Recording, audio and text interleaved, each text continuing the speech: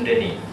Ya tuan itu memang selalu nak kalau balik rumah tu baca buku kemudian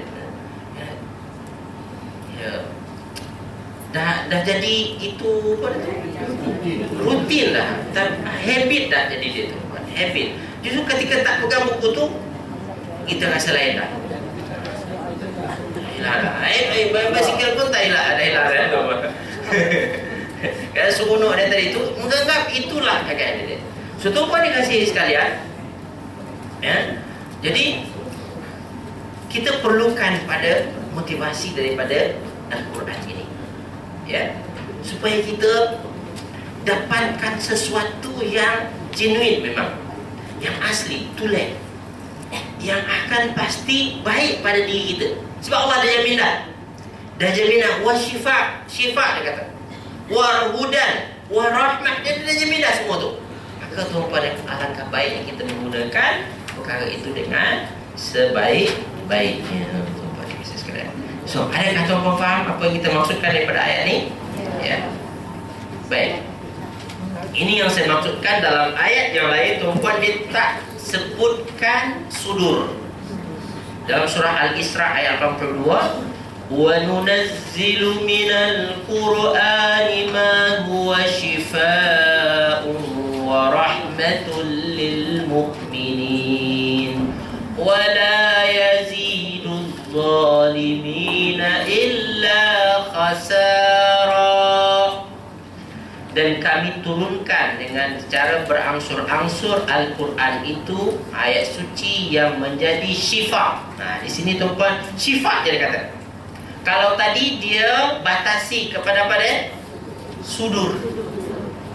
Maknanya di sini tuan-tuan yang kasih sekalian, dia memang ubat secara umum pun boleh kita ambil. Maka sebuah kajian saya baca tuan-tuan yang dalam sebuah buku yang pernah saya terjemahkan, seorang doktor di Riyadh, tuan-tuan, membuat sebuah kajian, iaitu mengambil ayat-ayat Al-Quran untuk membantu perubatan orang yang sakit tulang, okay.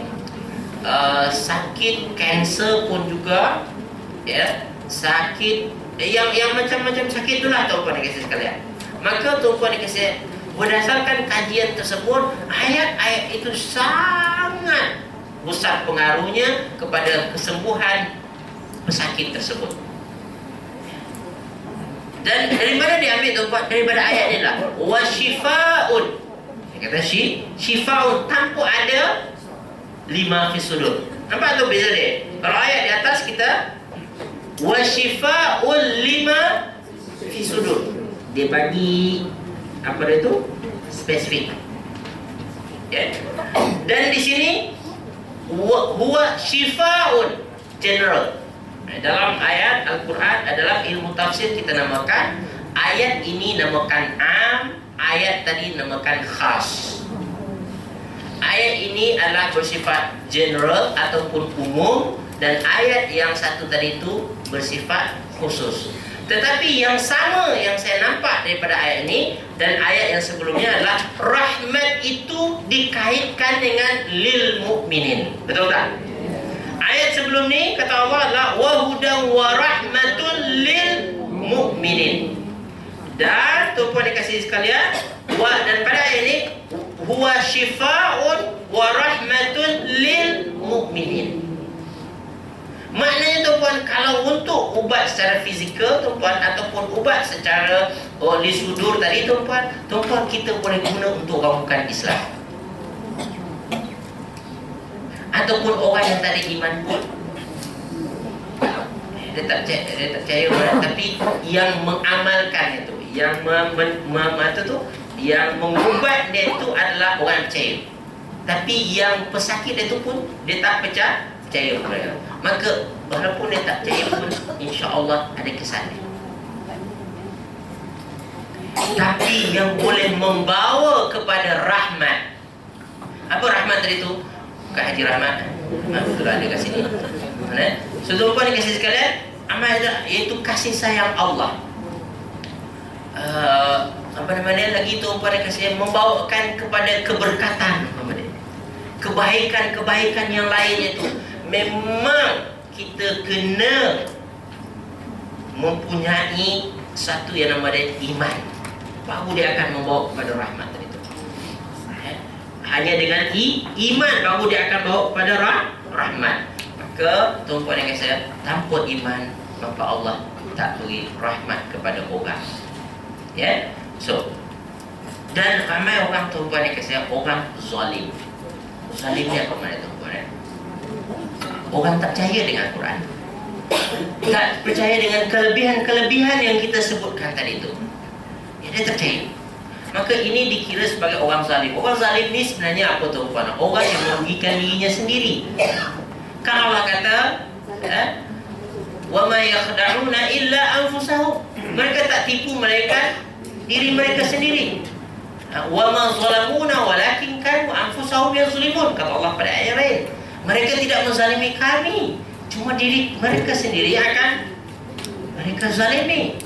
Sedangkan orang-orang yang tak percaya pada kebesaran Quran, kehebatan Quran, kelebihan Al-Quran ini, keberkatan yang ada pada Al-Quran itu, yang akan rugi dia sendiri. Sebab apa? Banyak kebaikan yang boleh dia dapat, dan kerana dia tak percaya tersebut dia tak dapat.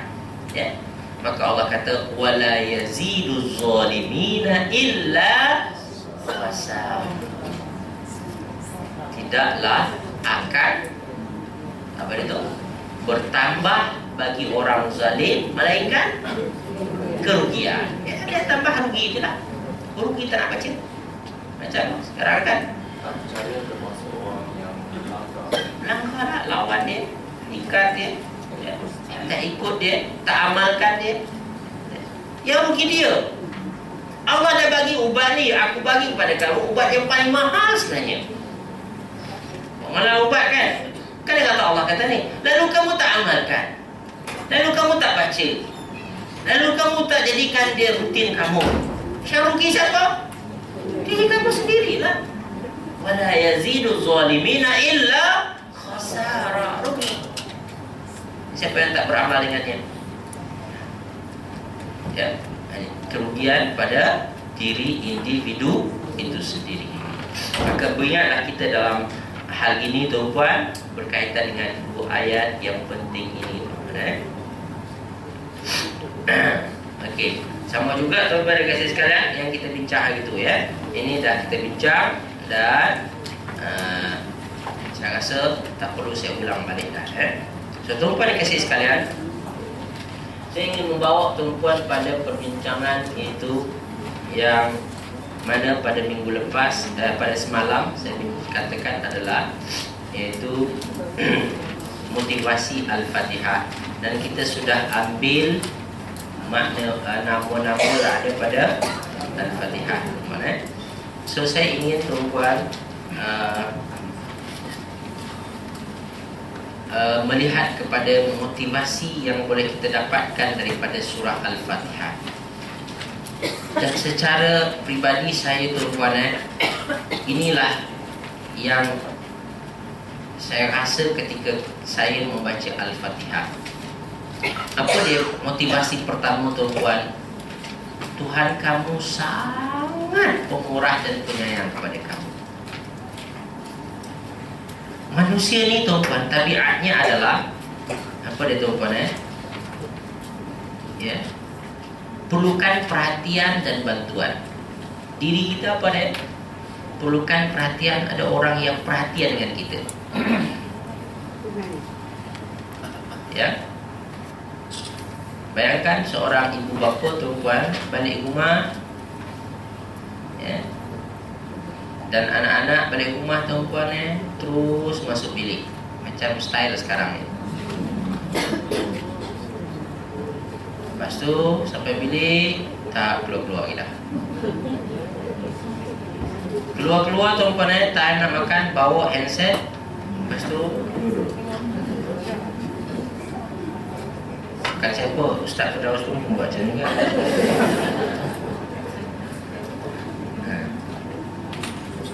Ya tuan-tuan, kita sekarang dah macam jadi robot dah tuan-tuan. Kita dah macam jadi robot dah, dikontrol oleh sesuatu yang bukan diri kita. Ya. Dan lupa dikasih sekalian, dan sekarang orang sudah tidak perlukan perhatian lagi seronok orang tak kacau dia. Kan? Kalau dia kacau, aku nak balas FB ni, status. Atau saya sedang apa dia? Sedang scroll apa namanya itu? Scroll.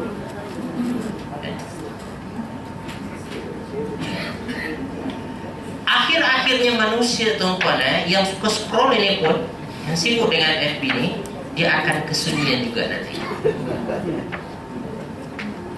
Itu sudah saya jumpa kepada seorang individu tuan-tuan. Memang tuan-tuan pergi mana-mana dia akan pegang handset. Dan baru je dalam 2-3 hari ini tuan-tuan, saya berjumpa dengan dia kata, kalau biasa saya selalu tengok status dia tuan-tuan, sibuk ke sekarang? Tak ada ustaz. Lepas tu, ada apa? Saya malas dah FB ni, semua ni. Saya buka sekarang, dia kata sebelum nak tidur je.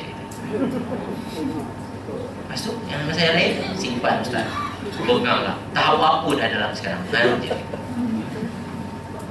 So, ada orang yang dah mula sedar. Lepas tu, buat apa? Saya baru je pergi kuliah Norman Ali Khan. Oh, bagus.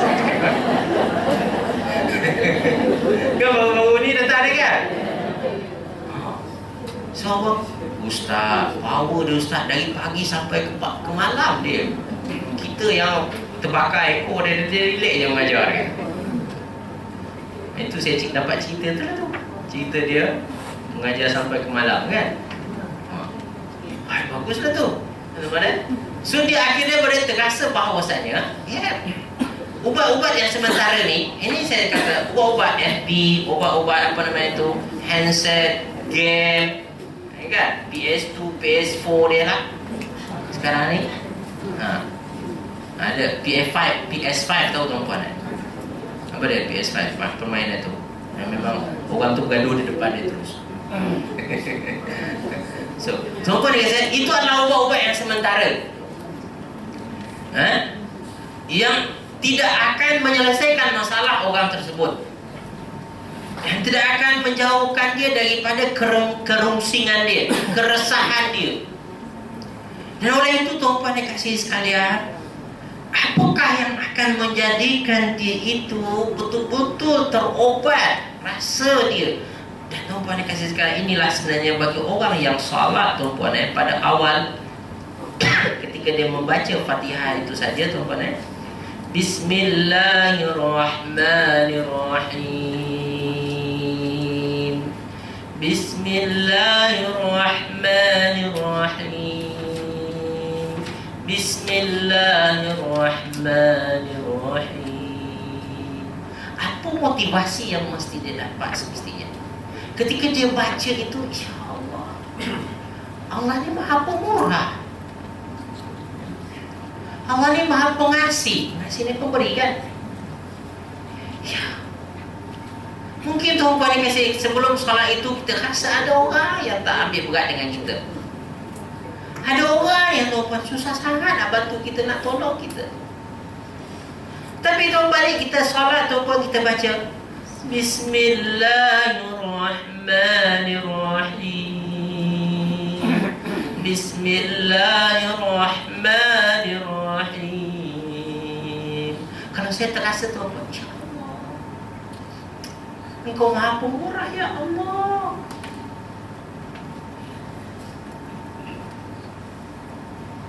Apalagi tak pemurahnya Allah Subhanahu wa taala?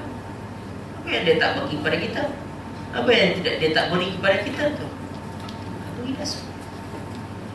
Dan manusia juga mahukan apa tuan-tuan? Mahukan adalah kasih sayang. Tapi manusia pada tuan-tuan perlukan hub ataupun kasih sayang. Perlukan apa manusia tuan-tuan?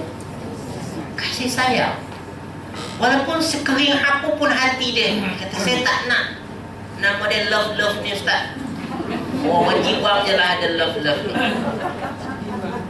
Konon. Last dia tuan-tuan tengok dia pula orang first time kahwin. Apa pasal kahwin ni? Kata tak nak. Nama dia tabiat manusia. Dia perlukan pada kasih sayang. Setumpah dia kasih sayang. Ketika kita sebut Bismillah itu saja, Bismillahirrahmanirrahim, maka kedua keperluan utama manusia ini sudah diberi oleh Allah Subhanahu Wa Taala. Sudah dipenuhi oleh surah Al-Fatihah tersebut. Sudah ada dalam dia. Umpamakan Al-Fatihah atau Bismillah kita sebut semua macam dua pil. Dua pil. Pil satu tu pun pil Rahman nama dia. Termasukkan dalam mulut kita. Nak ubat apa dia? Ubat rasa keresahan kita kepada orang yang tak suka membantu kita. Tak ada orang yang nak tolong kita. Dan kita nak harapkan orang tolong kita buat, masukkan pil Ar-Rahman ni dan yakini dia tu buat, Allah pasti akan pemurah pada kita. Masalah tu orang baca dah Ustaz, tapi tak rasa ada pil pula Ustaz. Memanglah tak ada. Masih suruh bayangkan je.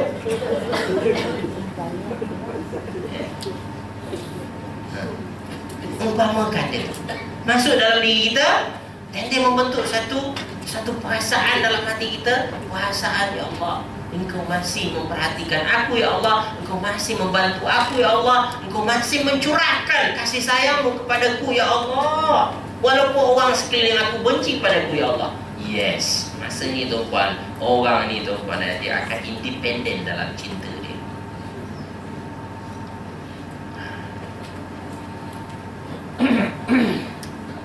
Kenapa?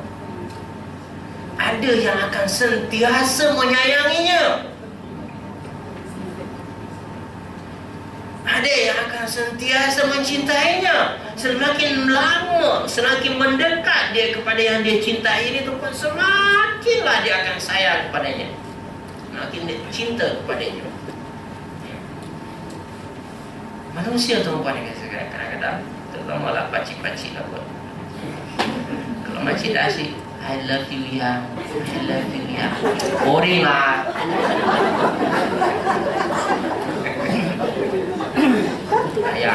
Ayam tu kan dah sayang lah tu, love you lagi. Contoh lah. Dia ada perasaan ya, manusia. Pakcik-pakcik, betul ke tak?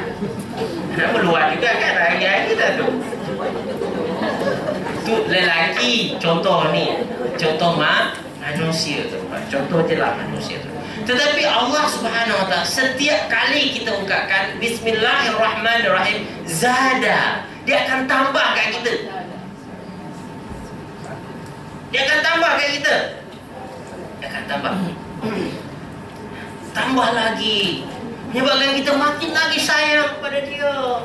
Orang yang menyembah Allah atas landasan cinta dan kasih sayang, ini orang yang faham Fatihah tu puan.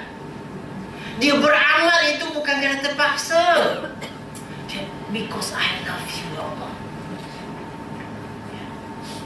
Maka setengah sufi tu puan, ada satu aliran nama dia puan, aliran mahabbah nama dia.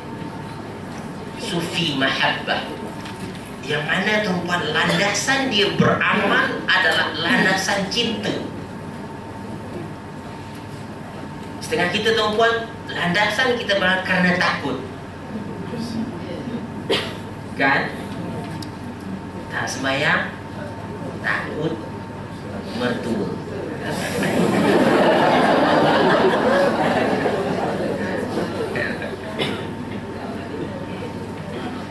Tak baca Quran, takut apa orang kata. Ramadan takut. Dia kata, kalau ikut kepada falsafah Al-Fatihah dan falsafah Al-Quran, bukan itu. First thing sebenarnya, semua Allah buatlah karena landasan cinta dan kasihnya kepada manusia. Dan hamba diajak untuk beramal dan berbuat atas landasan cinta dan kasih tersebut. Allah setiap surah daripada surahnya kecuali surah At-Taubah, dia masukkan dua pil ini selalu. Bismillahirrahmanirrahim. Pil cinta dan kasih, pil perhatian, caring dengan kita. Dasarnya ketika orang beramal tu Pak, karena memang cinta, sayang, maka yang berat akan jadi ringan. Itulah rahasia Rasulullah SAW. Beramal, berbuat pada bulan Ramadan sampai bengkak kakinya. Di luar Ramadan pun seperti itu juga. Kenapa? Karena amalannya adalah atas landasan cinta dan kasih kepada Allah SWT. Allah, cinta kepada Allah.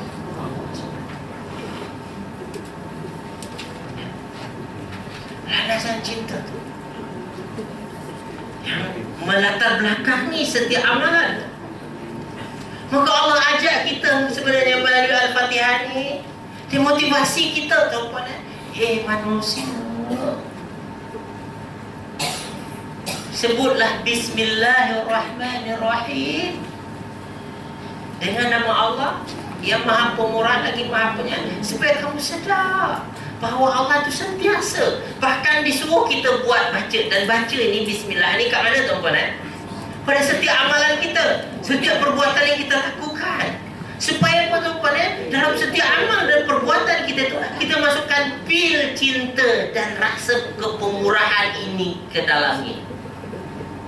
Terhasilkan tu. Ketika buat itu, perempuan masak kek sendiri-sendiri kat rumah, kan tuan-tuan? Harapkan anak nak tolong, anak nak cuti, tapi tak cuti-cuti pun. Last tuan-tuan, buka untuk berbuka tersebut kita buat sendiri, tuan-tuan. Maka masa tu tuan-tuan, baca Bismillahirrahmanirrahim. You are not alone. You are not alone. Ketika kamu buat itu, bersama kamu adalah cinta dan kasih Allah Subhanahu wa Ta'ala. Dia akan bersama dengan kamu. Kan? Cuma ada rahasia kenapa kita mula setiap amalan dengan motivasi dia tu. Motivasi cinta kasih tadi. Orang yang membuat satu amalan atas cinta dan kasih dia tu, dengan rasa pemurah dia akan buat benda tersebut. Kadang-kadang tuan-puan buat-buat tuan-puan tak menjadi. Ingat nak buat kek lapis Ustaz. Lapis Ustaz. Kira dia lapis dia hilang Ustaz. Kek bolu jadi dia. Lapis dia hilang. Dia kan dia memang apa nama dia tuan, kan dia suka buat tu. Buat kek ni, orang buat kek ni berhenti dia kan. Ada kan dia berhenti buat tu. Tak berhenti tuan-tuan, dia akan buat lagi. Sampailah memang menjadi kek lapis tuan. Awal tak macam kek lapis sama aja bentuk dia tu. Tak ada nampak lapis dia tu. So, cinta tadi tu, sayang tadi tu, bahasa orang lain adalah passion. Dia katakan dia jadi passion dia. Jadi dia bawa passion dia bawa semangat jadi dia. Baik, tapi dah. Passion dia tuan, passion dia tak lupa jam dia tu. Okey, baik tuan. So, ini motivasi daripada Fatihah Baru satu ayat kita bincang itu Bismillahirrahmanirrahim. Motivasi apa dalam itu? Motivasi perhatian dan pemurah.